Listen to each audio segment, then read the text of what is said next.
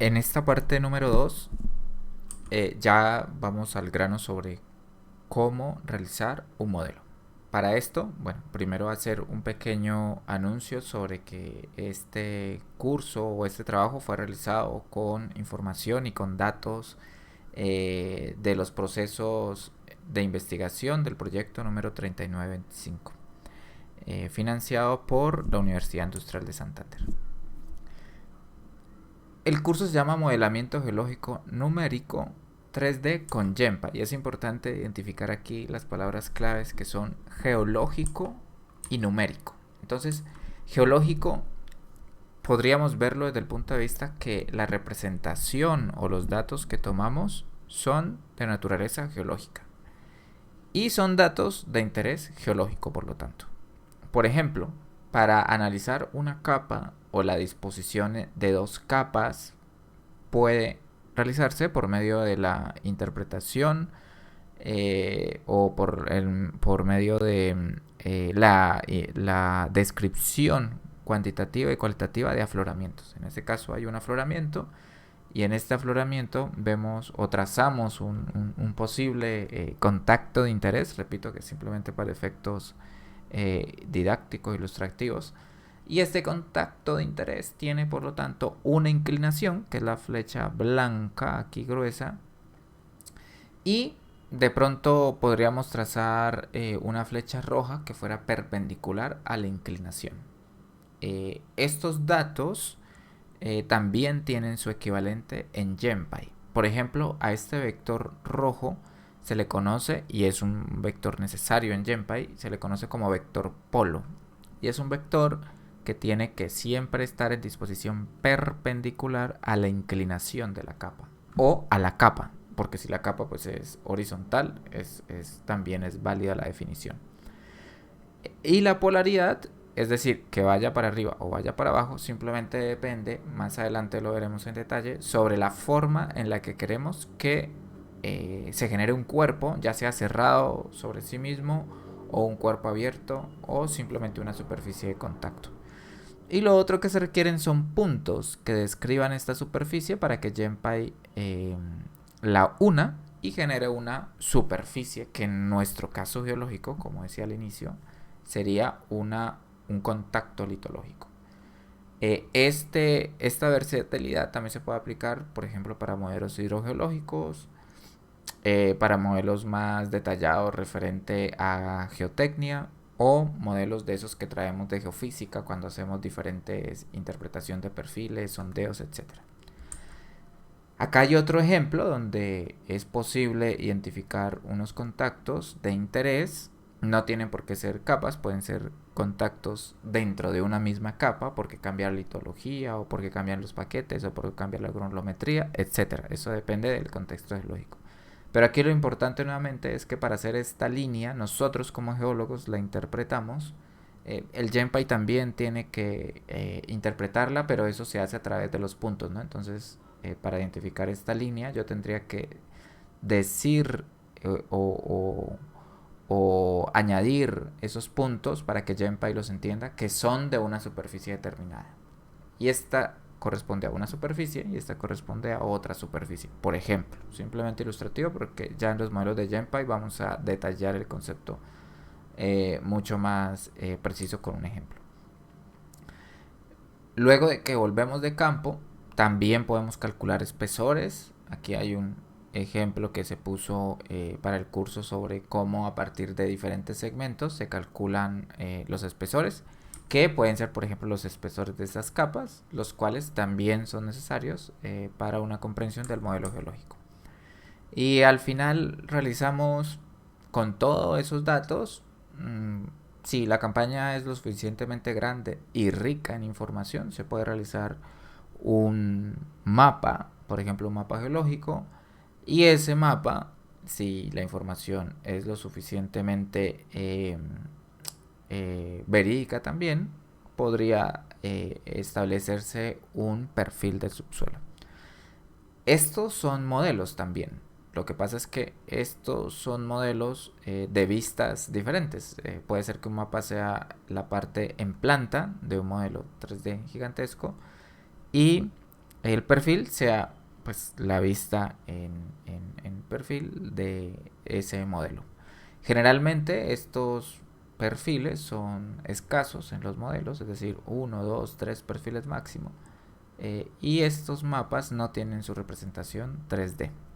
Por eso, pues muchas veces se requiere, digamos, como actualizar o campañas de geológicas adicionales para una comprensión más general de lo que es el subsuelo.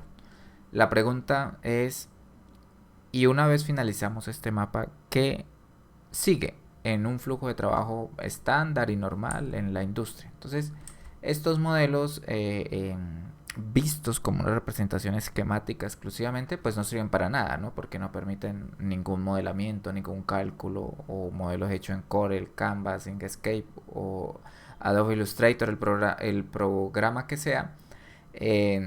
Son representaciones esquemáticas. Para que el modelo tenga un sentido geológico enlazado con numérico, tiene que elaborarse en algún software. Entonces, hay muchos software, como ustedes pueden ver. Uno de los más conocidos y famosos es el Leapfrog. El otro es el Move 2D o GeoModeler. Estos permiten también con la información de perfiles y la información de planta ya elaborar un modelo 3D, pero ya con sentido geológico, ya no simplemente esquemático. Y que más adelante sirva, por ejemplo, en el Move 2D para balanceo de secciones, para restitución de secciones, etcétera. Y el IFRO, por ejemplo, para cálculo de reservas y otros adicionales. También hay otro software, RegMine, es uno muy interesante. Estos, aunque son muy potentes y se han utilizado mucho, digamos que pues son software que toca pagar, y por eso recientemente hay cada vez más iniciativas relacionadas con, para las mismas capacidades y para las mismas formas de entender y procesar la información, cómo desarrollar paquetes y librerías gratuitas, y una de esas es el open source GenPy, que en la página principal se dice que este es un programa para modelamiento geológico probabilístico y geológico estructural 3D. En este curso, por ser una versión inicial de lo que es el GenPy, solamente se va a ver la parte geológica y pues algo de estructural, pero no la parte probabilística. En ese sentido, GenPy trabaja de la siguiente manera. GenPy necesita unas coordenadas que son las coordenadas de las superficies, o sea, del contacto entre dos capas. Y necesita medidas de orientación. Y eso generalmente se da en unas tablas, pero también se podría hacer de manera manual. Cada una de esos valores, tanto de coordenadas de la superficie como de los valores de las medidas de orientación de la superficie, tiene que corresponder a algo que se llama pues la formación, ¿no? Entonces, GenPy se trabaja con el tope de la formación, no con la base, sino con el tope. Y si tenemos tres formaciones, entonces necesitaríamos para cada una de las tres formaciones esos valores o esos datos de las coordenadas y de las medidas de orientación. En este caso, pues la medida de orientación podría ser simplemente el ángulo de inclinación en una posición determinada. Los puntos aquí representan justamente esos puntos de superficie. Esos puntos de superficie, como pueden ver, corresponden a formaciones o también a elementos estructurales. Entonces, en este caso se ve que por acá hay una falla porque estos puntos corresponden a un elemento llamado falla. Y por otro lado corresponden estos puntos, por ejemplo amarillos, a una formación que se llama Sandstone 2. Estos puntos aquí como morados a Siltstone, los verdes a Shale y así sucesivamente. O sea, la tabla que está acá tiene esta representación en GenPy. Esa representación en GenPy luego se utiliza durante el procesamiento de la información, donde GenPy interpola los datos de manera geológica con un algoritmo especial de Kriging implementado por los creadores de GenPy. Y toda esta información, como ustedes pueden ver, hay como información aquí superpuesta o algo así. Entonces, no, es simplemente que estamos viendo toda la información en esta cara, pero recuerden que como GenPy es 3D, entonces en realidad tendríamos que ver la información así como en una extensión 3D. Este es el flujo básico de procesamiento en GenPy. No es más. Entonces significa que aparte de la versatilidad en la forma en la que se procesan los datos, también es la facilidad en cómo se comprende la creación de un modelo. Es decir, el paso a paso de creación de un modelo, que es lo que vamos a ver en esta primera parte. En un caso, digamos, de aplicación industrial o real, como les gusta llamar muchas veces, nosotros en el proyecto realizamos este flujo de trabajo, el cual consiste primero en un modelo objetivo, el segundo la adquisición de los datos, que pueden ser datos por nosotros mismos de campo, complementados con datos reportados anteriormente sobre mapas geológicos y cortes. Luego, con esos datos, creamos el modelo geológico según lo que vimos anteriormente sobre lo que son puntos de superficie, puntos de falla y vectores de orientación. Luego, validamos el modelo a partir de un paquete integrado que tiene GenPy sobre validación probabilística, que no lo vamos a hacer en este caso. Y finalmente, pues ya se crea el modelo y se exporta según sea requerido para otro flujo de procesamiento. Entonces ya vamos al ejercicio número 1 de GenPy. Este ejercicio número 1 corresponde al Graben from Scratch, que ya lo tengo aquí abierto. Y este Graben from Scratch es un modelo muy sencillo en el que vamos a utilizar todos los tipos de datos y además a explicar dónde se ponen cada uno de ellos para crearlo. Bueno, primero se cargan las librerías, eso es prácticamente como un estándar, pero así rápidamente, pues primero sobre el PyVista, que ya tiene que estar instalado. Si no está instalado, generalmente se instala cuando se instala GenPy, pero si no, es posible instalarlo por aparte una vez se tenga activo el ambiente de Anaconda GenPy 2024. Luego está el GenPy Viewer, el Matplotlib. Bueno, hay, como digo, estos son librerías prácticamente por defecto. Para GenPy, ¿no? Si alguien requiere algo adicional, pues tendrá que cargar sus librerías adicionales. Lo segundo ya es la configuración del modelo. Entonces el modelo sin datos ya tiene una extensión que es el dominio del modelo como tal. El modelo, como es 3D, tiene una extensión en el eje X, una extensión en el eje Y y una extensión en el eje Z. Entonces, en este caso, en el eje X va de 0 a 2000, en el eje Y de 0 a 1000 y en el eje Z de menos 1000 a 0. Esto depende de cada aplicación, de cada uso, de cada contexto, pero la norma es que tiene que ser un modelo tridimensional, que en este caso pues vemos que es como una cajita o un paralelepípedo, ¿no? Un prisma rectangular con estas dimensiones. Luego, con esta línea, simplemente lo que se hace es que se pone el nombre del proyecto, que en este caso pues nosotros le pusimos Graben Model, el extend que corresponde a esto que acabamos de explicar ahorita y la resolución. Entonces, como GenPy al interior usa algoritmos numéricos para la interpolación, quiere decir que el modelo se tiene que discretizar o partir en tajaditas, o en otras palabras, de pronto si el dominio de extensión se va a partir en cubitos chiquiticos. En este caso, cada cubito chiquitico va a tener extensión o resolución, como se dice acá, 100 por 100 por 100. Este número va a depender mucho y en gran medida va a impactar sobre la rapidez en la que se compile el modelo.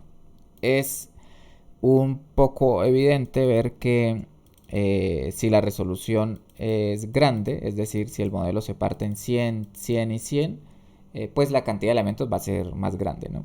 Si se partiera aquí en 10, 10 y 10, quiere decir que la cantidad de elementos pues va a ser menor.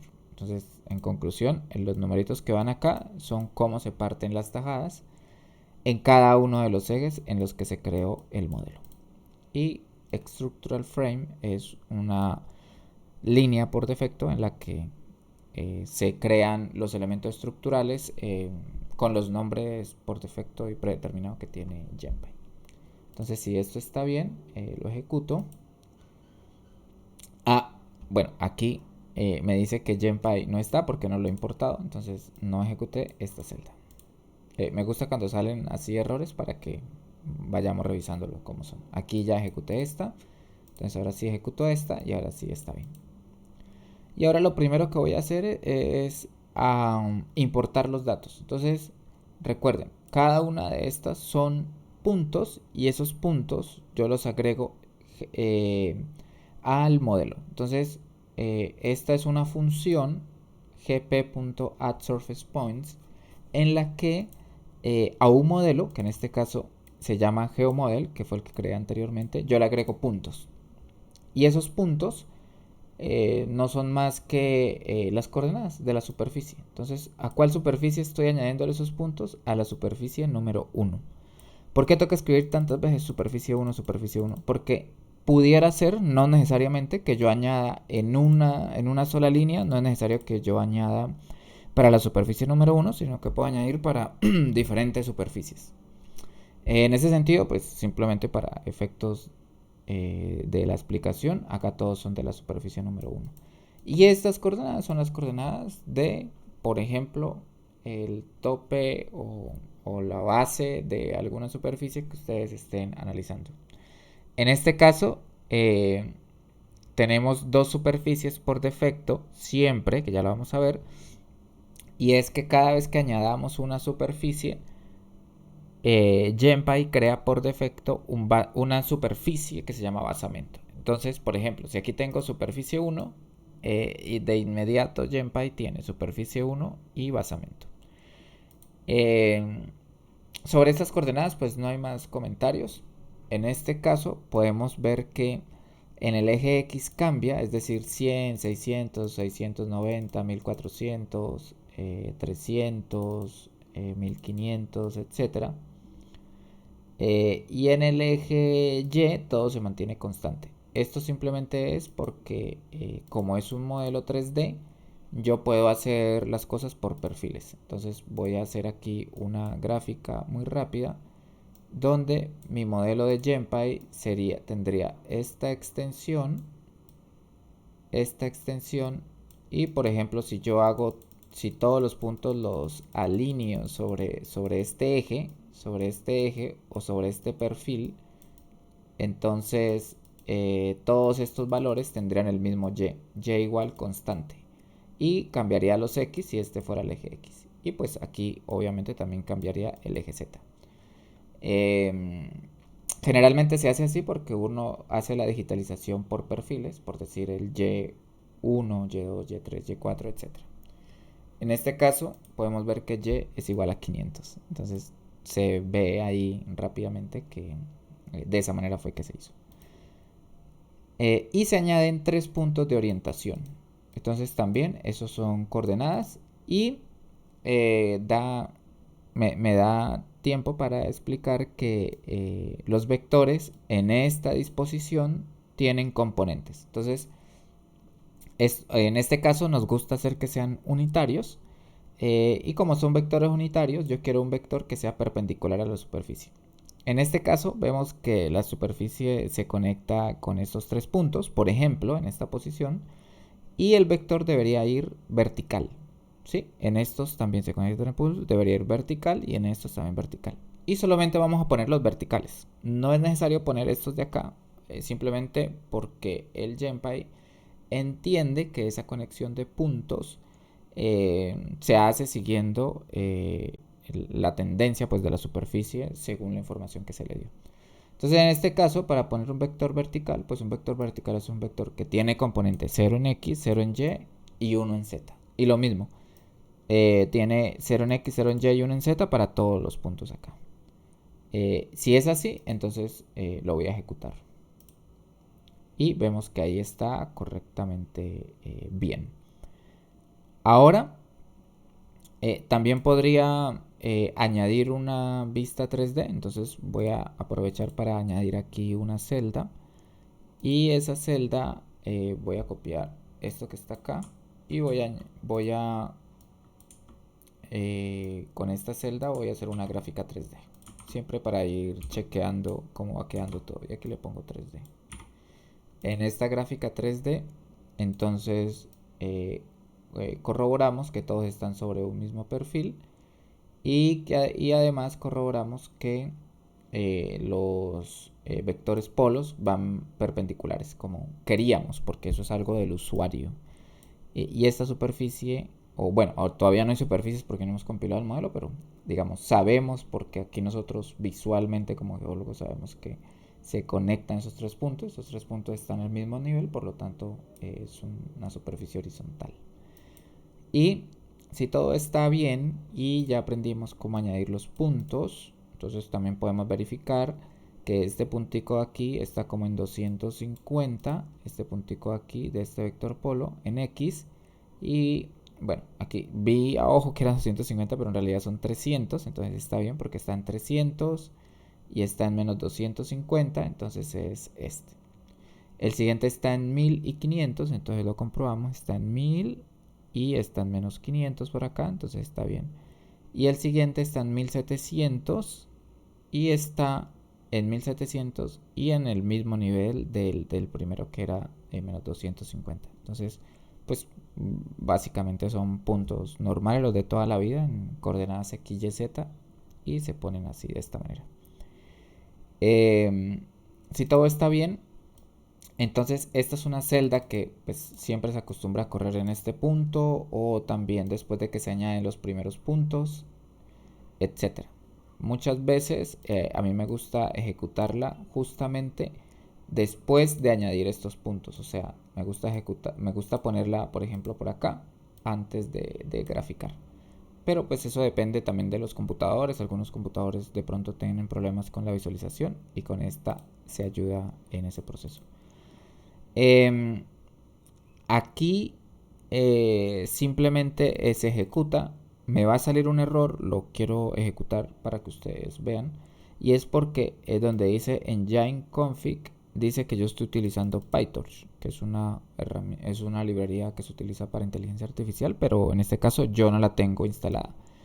Y yo puedo ver aquí que simplemente los únicos backends que tengo disponibles son NumPy. Entonces, pues ahí no tendría mucho sentido ejecutarla porque va a generar error. Pero pues bueno, ejecutémosla y me dice que no existe un módulo llamado Torch para eso. Esto es porque algunos participantes del curso sí tenían PyTorch, entonces nos pidieron que se hiciera ahí. No sé si se puede poner NumPy acá y se ejecuta. Ahora sí está ejecutando normal. Y ahí va a tardar un tiempo que pues como les digo depende de el computador. Recuerden que aquí estamos en un modelo de 100%. Quiere decir que es un modelo de 100%, no, perdón, de resolución 100-100-100, que significa que en cada eje se cortaron tajadas de 100.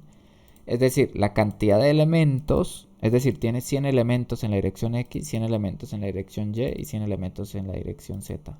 O, los que saben de matrices, sería una matriz de 100 por 100 por 100. Y la cantidad de elementos sería también 100 por 100 por 100, que en este caso sería 1.000.000.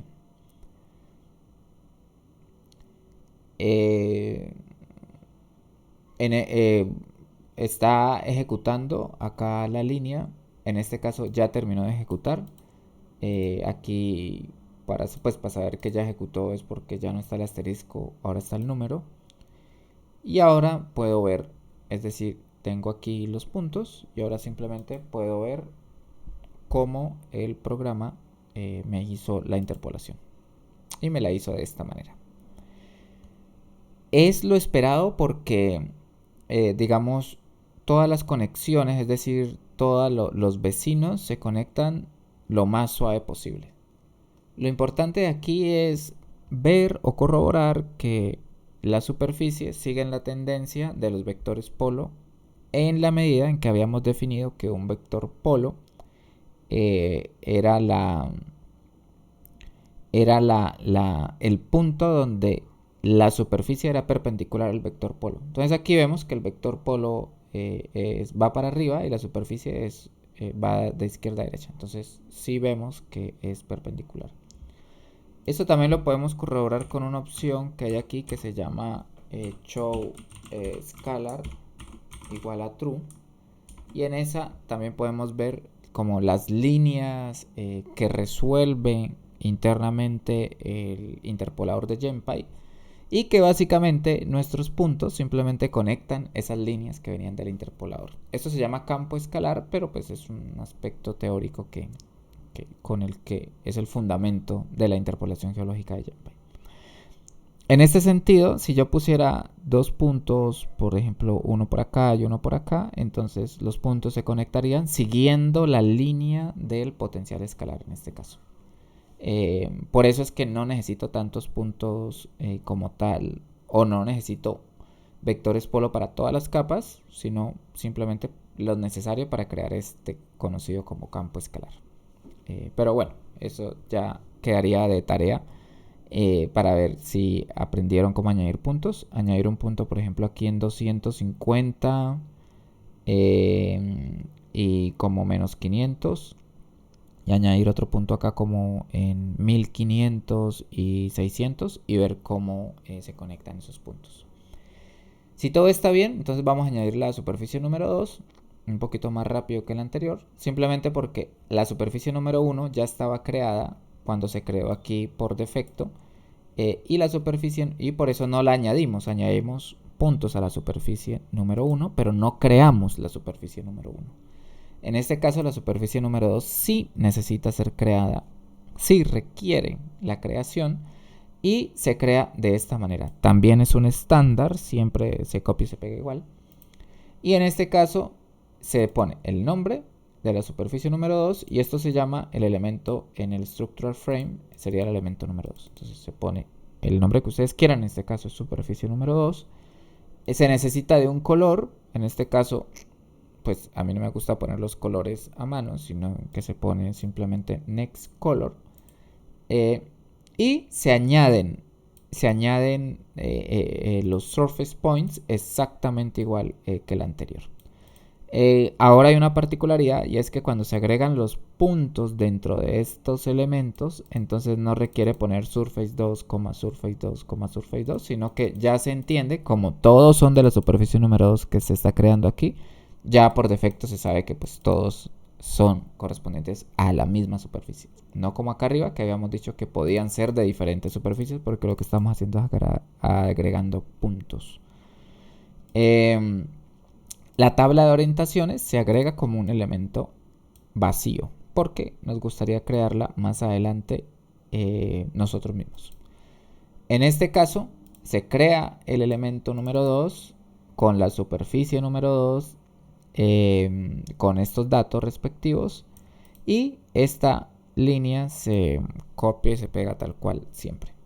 En este caso, aquí al final se tiene que poner el nombre del elemento que se quiere agregar al structural frames que creamos. Permítanme borrar acá arriba. Este structural frame, como pueden ver, que se inicializó por defecto, le estamos agregando a ese structural frame un elemento, que es el elemento número 2. Y seguido de eso, agregamos nuestros vectores polos exactamente igual. Aquí, para ilustrar este ejercicio, lo que se hizo simplemente fue agregar prácticamente pues, los mismos vectores polos a esas superficies, y en ese sentido son vectores polos verticales completamente. Y procedemos a agregarlo. Entonces corremos esta línea y aquí vemos cómo se agregaron. Y ahora vamos a ver GenPy cómo hace la interpolación. Es importante recordar que GenPy, cada vez que agregamos un elemento, GenPy por defecto siempre mantiene un elemento que se llama basement. Es decir, aquí vamos agregando dos superficies, pero como pueden darse cuenta van a aparecer tres capas. En este caso va a aparecer la capa azul, la capa roja y otra que es el basement de GenPy. Por eso no es necesario agregar esa capa acá abajo. Y si todo está bien, nuevamente ejecutamos. Pero recordando que aquí yo tengo es NumPy. Entonces ejecuto esa línea y lo que va a tomar el GenPy es, a partir del modelo anterior que ejecutó, y como ya le pusimos más datos, entonces va a crearnos nuestro nuevo modelo, que aquí es evidente pues que va a conectar los puntos hacia acá, garantizando que los vectores polos siempre sean perpendiculares a la superficie y garantizando también que exista una capa abajo que se llame el basement. Entonces en ese sentido, me excusan si no lo dije bien, pero en GenPy los puntos, si lo queremos ver desde el punto de vista geológico, los puntos de la superficie o del contacto, por ejemplo aquí estos, son, en este caso podemos ver que es de la base, ¿no? Entonces tenemos la formación azul, digamos la formación la luna, y aquí estamos colocando los puntos de la base de esa formación, como pueden ver, o sea, serían los puntos de esa base. Y aquí hay otra formación, que es la formación 2, que está debajo de la luna, y aquí pondríamos los puntos de esa base de esa formación que estamos analizando. Y por último, el basement, pero el basement no requiere base porque el basement ya es lo que rellena como tal el modelo sin muchos problemas. Entonces, en ese caso, pues también es evidente que cada vez que añadamos puntos se va a demorar un poquitico más en procesar. Yo recomiendo que para los que están viendo este video simplemente puedan poner 25 o 50 puntos como para hacerlo un poquito más rápido. Si todo está bien, bueno, ahorita va a terminar de procesar y ese procesamiento simplemente se va a complementar aquí con esto que estamos viendo acá. Por otra parte, mientras va finalizando esto, entonces, bueno, este sería el resultado y este resultado pues coincide con todo lo que tenemos, ¿no? Este vector polo que es perpendicular a la superficie, conecta los puntos de manera suave y esos puntos pues a su vez representan la base de cada formación. Entonces aquí tenemos dos formaciones que son la azul y la roja, la vino tinto, y el basement que nosotros no lo agregamos, pero pues ahí está por defecto. Digamos que este ejercicio era muy sencillo, muy didáctico, pero a la vez con algo de componente geológico, ¿no? Porque digamos que aquí geológicamente para que ocurra este salto, quiere decir que en realidad aquí lo que está pasando es como una falla geológica y por eso escogimos este modelo a propósito tipo Graven. Es decir, si no ponemos un elemento que sea una falla, pues cualquier programa de los que mencionamos anteriormente o nosotros mismos haciendo interpolación, veríamos esto como una superficie así suave, ¿no? Pero sabemos que las fallas geológicas lo que hacen son interrumpir la continuidad. Por eso las fallas geológicas son grandes discontinuidades con cinemática. Por ese motivo vamos a agregar una falla geológica y vamos a ver qué pasa con la continuidad aquí. Entonces, por ejemplo, si quisiéramos agregar una falla, el modelo sabe que se tiene que interrumpir en la falla y no tiene que hacer la conexión entre dos puntos que estén cortados por una falla. Y vamos a verlo a continuación. La falla es un elemento estructural, entonces lo agregamos como agregamos anteriormente el elemento que se llama Surface 2. Sabemos que este es un elemento estructural, entonces pues le ponemos el nombre al elemento y le ponemos el nombre como tal a la superficie que va a tener esos datos, que se llama falla 1. Nuevamente el color se agrega por defecto y se necesitan surface points, exactamente igual que el anterior. Entonces aquí simplemente se agregan dos punticos y se pone falla 1. Y además se agregan las orientaciones directamente aquí adentro. Y las orientaciones se agregan 1, 2, 3, 4 orientaciones con sus respectivos vectores polos. Con la misma consideración y definición de los vectores polos anteriormente, que son vectores que tienen tres componentes, componente en X, en Y y en Z. Y si todo está bien, entonces se añade la falla como tal, no como una superficie, sino como un elemento estructural dentro de la parte de la estructura que se llama falla. Para ver un poquito eso, podemos comentar esta línea aquí. podemos comentar esta línea aquí, ejecutamos y aquí vemos todo el structural model. Todo esto es lo que se llama structural frame. Y vemos que nuestro structural frame actualmente está conformado por dos principales elementos, ¿no? Los elementos que podemos llamar los elementos del tipo falla y elementos de tipo, en GenPy se llama erode, pero pues que son básicamente la estratigrafía. Entonces, estratigráficamente tengo dos superficies más el basement, que recuerden que es obligatorio, y en la falla tengo un elemento estructural que se llama falla 1. Y ya, eso sería todo. Luego puedo agregar otra falla, siguiendo exactamente igual la lógica de explicación anteriormente descrita. Y este sería mi nuevo conjunto de datos completo. Este conjunto de datos ya tiene todos los puntos, tiene dos fallas, o sea, los puntos anteriormente analizados se mantienen. Aquí lo que puedo hacer es agregar en una línea simplemente la visualización y ponerle aquí true para que vean que sigue con lo mismo que hablamos anteriormente. Los colores no coinciden porque pues cada vez que añadimos el conjunto de colores cambia.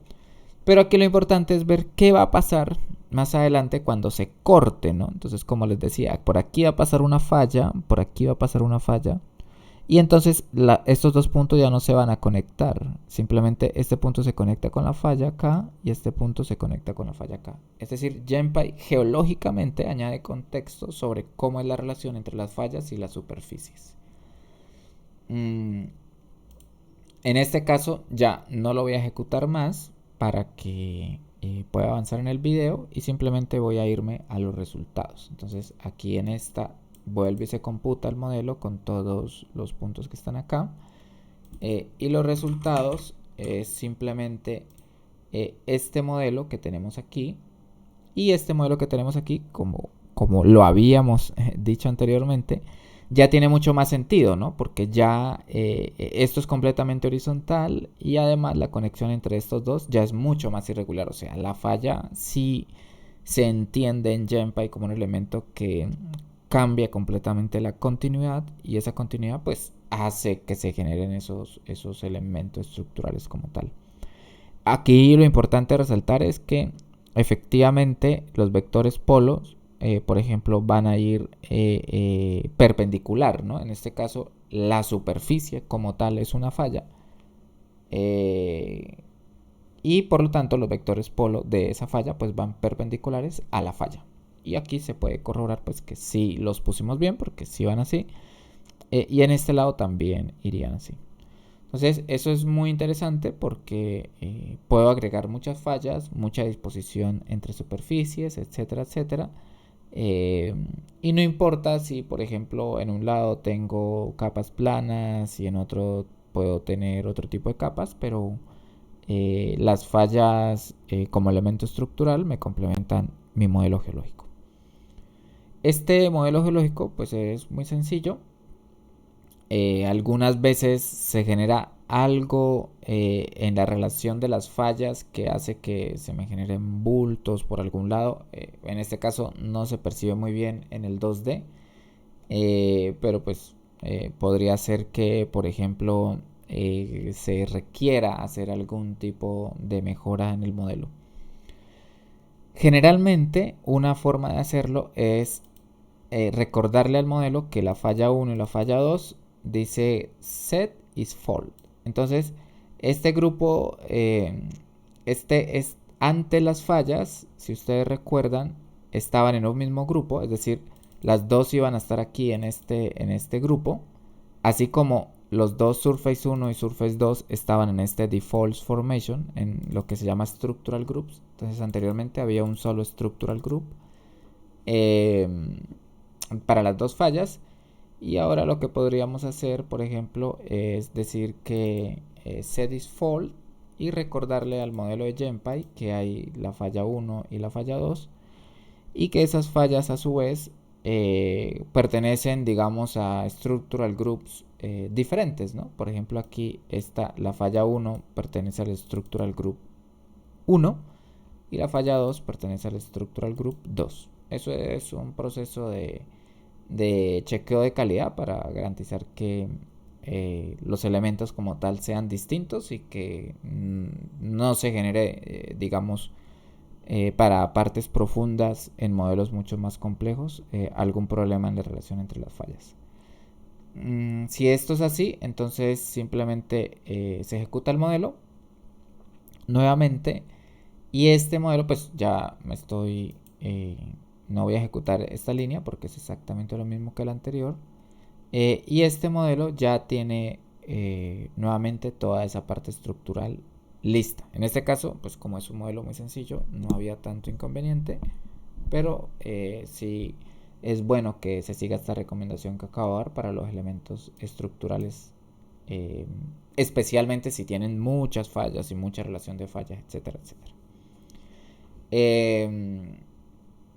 Finalmente, una pregunta que se nos hacía bastante en el curso era, bueno, yo ya tengo este modelo aquí y pues a veces se me demora mucho en ejecutar, ¿no? Entonces, ¿cómo hago para ejecutarlo una vez, guardarlo y luego cargarlo y simplemente visualizarlo, etcétera, etcétera?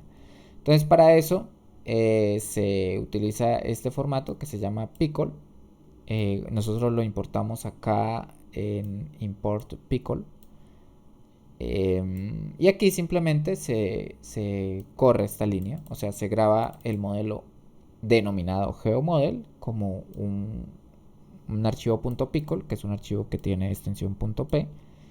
Y más adelante, si se requiere ese archivo, digamos, de alguna manera como abrirlo nuevamente, entonces ya lo pudiéramos abrir muy fácilmente, ¿no? Voy a finalizar este tutorial haciendo ese proceso. Entonces aquí simplemente ya estaba ejecutado esto y lo que voy a hacer es a graficar. Aquí voy a graficar, acá estamos bien, y ahora lo que voy a hacer es a guardar el punto pico. Entonces voy a ingresar a la carpeta en la que estaba y voy a generar el punto pico. Y aquí está el archivo .pickle, que pesa 68.7 megas. Y ahora lo que voy a hacer es simplemente